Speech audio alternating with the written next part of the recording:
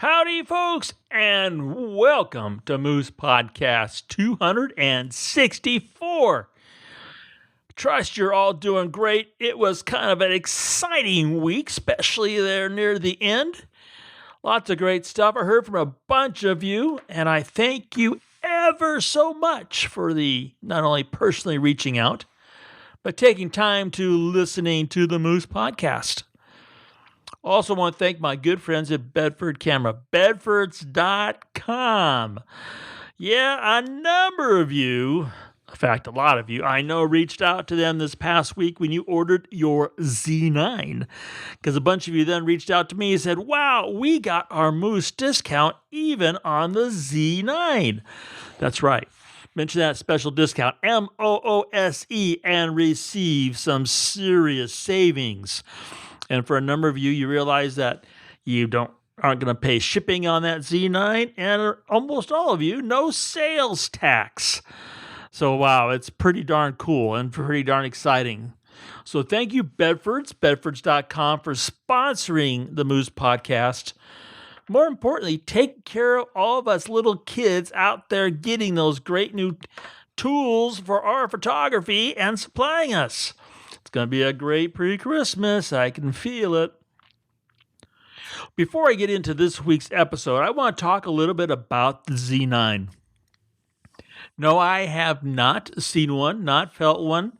And at this point, I've actually, because I'm just now getting back from being on the road for 3 weeks, not really thoroughly read or ingested all the specs that this powerhouse is going to bring to our photography. That said, yes, 2 are coming that I will be all mirrorless, really short term here. And some people have asked about that whole process. I'm going to talk about it, not today's podcast, but I talked to my good friend Jason Bullen, who's a Nikon ambassador over in Australia. He was one of the very fortunate ones to been handed a Z9, asked to shoot with it for Nikon. And he sums it up real simply. He doesn't want to shoot with any other camera now, just the Z9. He's off on a project. He doesn't have the Z9 because the production models have not been released or sold. But he just calls it a monster of a camera. He can't believe what he was able to do. He is, for those who don't know who Jason, shoots movie stills for a lot of the big films, like the current James Bond movie that's out there, and many other movies. He is the on-set still photographer. And he punches his cameras. He needs incredible file quality for all the production, the posters and stuff that are created from his images. And Jason just got me so excited that, I pulled the trigger on 2. Beyond that, I don't have any firsthand knowledge. I have a lot of questions. The high efficiency RAW has me really curious. The whole process of the 20 frames versus 30 versus 120 frames per second on the RAW files has me wondering what it's going to deliver. The non-blackout EVF, of course, is going to be phenomenal. But it's a tool like any tool, and I look forward to getting it and just seeing all the problems it will solve that I have now that I can't otherwise. So the Z9, it's gonna be a great Christmas for many reasons. Well, getting right into this week's episode, if all else fails. I don't know if my family's the only one that had this problem or had this saying, but I loved building models when I was a little kid. Airplanes, battleships, aircraft carriers, and for my HO train set. Yes, I still have my HO trail. I built out of scratch. That's for the last 40 years, sat in boxes. Anyway, so Christmas was a big day. That's when, other than my birthday, when a treasure trove of models would show up. And me being me, oh man, I was so excited. Um, I, I would just sit there and open up and look at the pictures and just go at it. And more than once, my dad had to get out acetone and clean off my fingers because being so excited in such a rush, I would paint the model and then try to glue it together, and then the glue would dissolve the paint, and then the paint and glue over my fingers, and then that'd be over the furniture. It wasn't always the perfect looking model, especially my two older brothers who also built models. My one oldest brother was just phenomenal did it forever, just making really great models. And I wanted my model completed. I want to look at it. I wanted to play with it. And, you know, it just never looked right. And, well, the family saying came out and expressed to me more than once, if all else fails, read instructions. Yeah, yeah. I was really bad at just looking at the pictures and trying to, make everything come together so the end picture looked the same. In the process, little details did not get addressed. And up until the time when I was working on cars, real cars that, went down the street really fast, it wasn't until then that I realized that, oh, yeah, there are little points where you might want to only turn this particular nut to a certain particular poundage, or you want to make sure that, this, that, and the other are done in this order, it works. That's when all else fails kind of went away from the old mindset. It was already built in, drummed in. Well, what does that have to do with photography? Well, we all have instructions. They come with our lenses, our batteries, our cameras. And those instructions sometimes are not put in an order or worded in a way that, man, it's possible to make heads or tail out of them.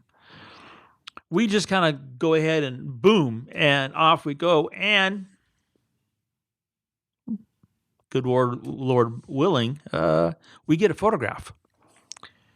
And we often, and it's not like I'm not to blame for doing this too sometimes, because, hey, there are times when I get something new and it's so similar to something old, I'll simply go and start shooting with it. And then something won't be exactly right. And I'll go, and then if all else fails, read instructions. We often will ask our friend, hoping that they went and read the instructions because they seem to have the answer. I found out in the long ago that that doesn't always work either. What's my point? There's a lot of things we do as photographers that, while it's hard to sit on our excitement, and it's hard not to just go head first diving in, there's a lot of things that's really important that we do. There are, in our electronic world of bodies and lenses anymore, we'll start there. There are lots of little nuances we need to kind of follow to make sure things are going. Let me give you an example.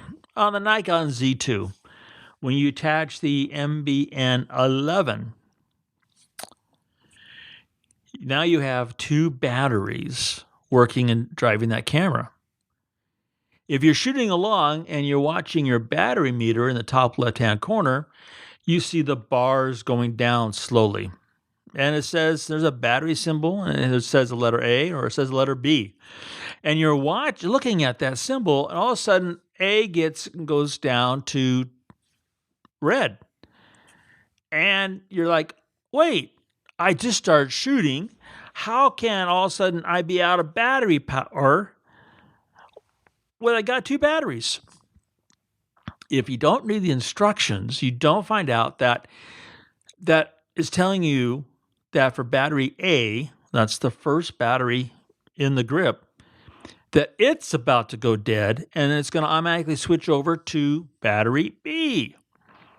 So more than once, I've ran into folks where there's out there shooting with that grip, and they get that red battery, and they go and they say, "I thought this had better battery life, blah blah blah blah blah." And what do I have to do to make it start working with battery B, blah blah blah blah. Well, if you had read the instructions, because if all else fails, you would found out that little battery indicator is telling you that only the first battery is about to die, and it's going to automatically switch without you knowing it to the second one. Yeah. If all else fails. I have lots of examples. Some of them have to do with the digital darkroom. There are all sorts of examples here. The classic one, of course, is you're in a class and the class is telling you how to do this, that, or the other in Photoshop, and you miss one little thing in the presentation, and as you go and try to replay this in your own computer, it goes cafooey.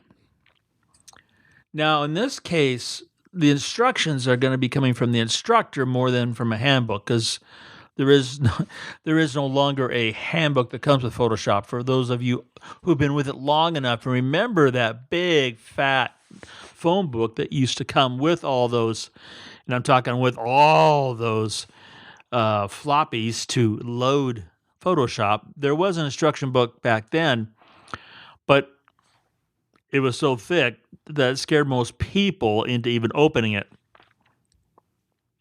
But instructions such as with the new Adobe Camera Raw and the new masking, which is incredibly powerful, which you will find a short video, and I'm going to have something for you available here in the next week on the power of using that. There's no real instructions other than you got to remember to do some common sense things. So, for example, if you use anything in the masking, be it the subject masking, sky masking, a linear gradient, when you do any of those, everything's going to be sticky if you don't click on the little box that says automatically reset at the very bottom. And if you don't scroll down because it's hidden, then every time you open up any of the features under that mask that I just mentioned and the rest of them, any of the previous numbers will instantly be in there, and then whatever you're trying to do, be it the linear grad or the brush or the select the sky subject, whatever one you're using, it's going to instantly do its thing with the old numbers, and it could make things look really bad.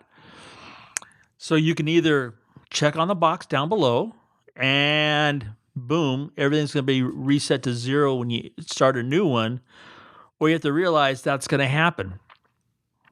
So if all else fails, and there are instructions on the Adobe site for using the new mask, you could have that problem. Now, if all else fails, when you go out shooting, check your own list.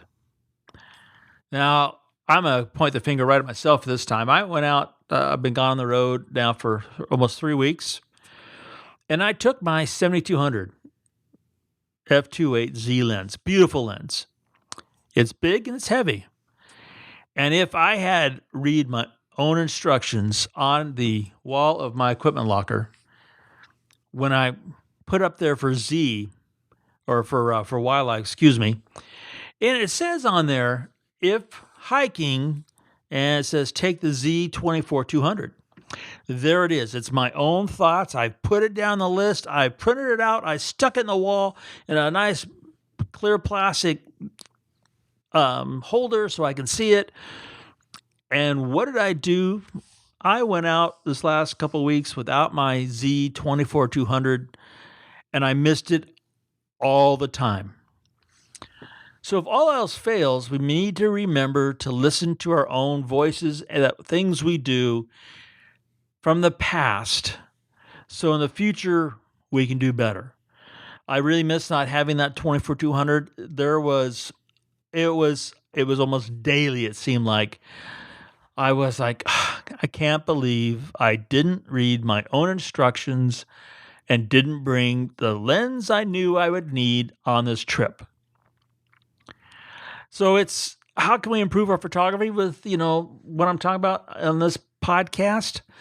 Well, in all honesty, it has to do with, again, improving that muscle memory. So then everything else happens without having to use muscle memory. It's important when we're out there shooting that we can just enjoy the process, we can enjoy the results, and most of all, enjoy just being out. So if all else fails, read those instructions. You guys have a tremendously great week. Get out there and start shooting the last days of fall. And remember to make every click your story.